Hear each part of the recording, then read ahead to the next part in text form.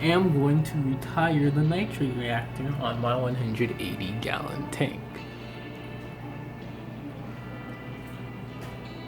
So, the nitrate reactor will be no more. However, I'm still going to be running that at 6. However, I am retiring it on the 180-gallon tank. But you know what tank will need the nitrate reactor? Is right here. The goldfish tank. Now, goldfish are big, messy, poopy fish. They're going to produce tons of nitrates. Goldfish are also plant eaters. I don't plan on having the same setup here on the goldfish tank with the lights above and growing plants.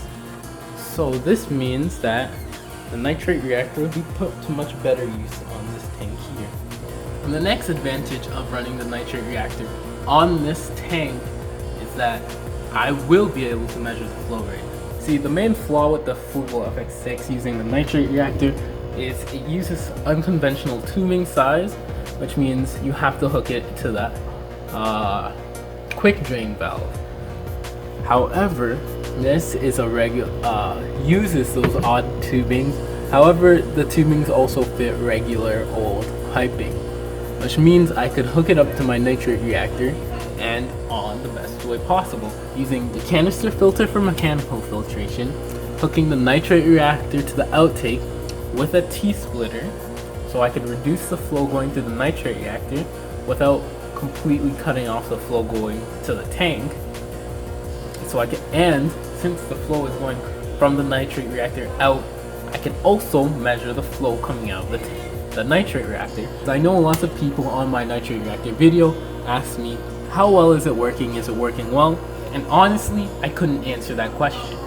But now, when I set it up this way, I will be able to answer that. However, nitrate reactors do take a while to kick in, so it might be a few months before I even update you guys on the video to tell you how well it's working and if it's efficient for my goldfish tank. So for this project, you only need 2 things. That is a T or Y splitter and some 5/8 tubing. Usually if your filter comes with the tubing, it's usually enough, so you might not even need to buy extra tubing.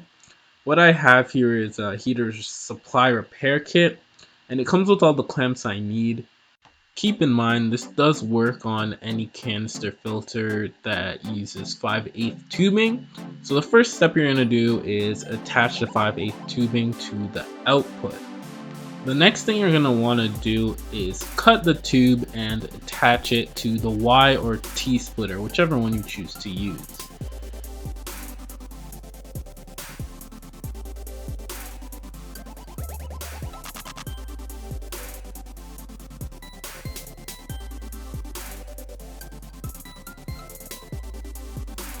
So next, this one is going to the nitrate reactor.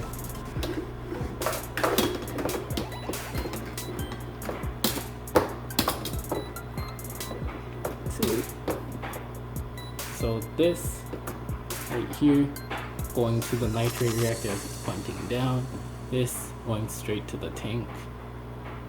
And then I'm gonna take this tube, this is another tube, from the nitrate reactor into the tank as well. So this is what you get once you have them set connected. This is the out, this is going out to the tank, this is going to the nitrate reactor. So what I've done here is I basically connected the two, and so I have an idea of how long the tubing I need to have needs to be.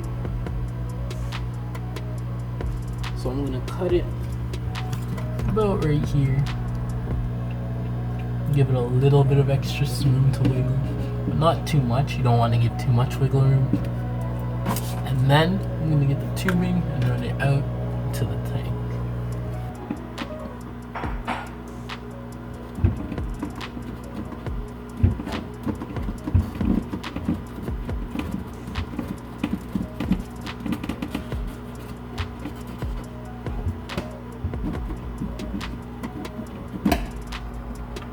Then once you get it on, this ring screwed up there.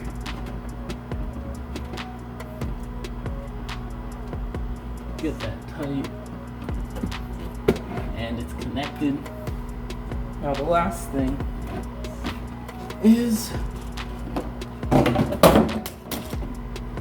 the output tube that I have right here. Hopefully it's long enough.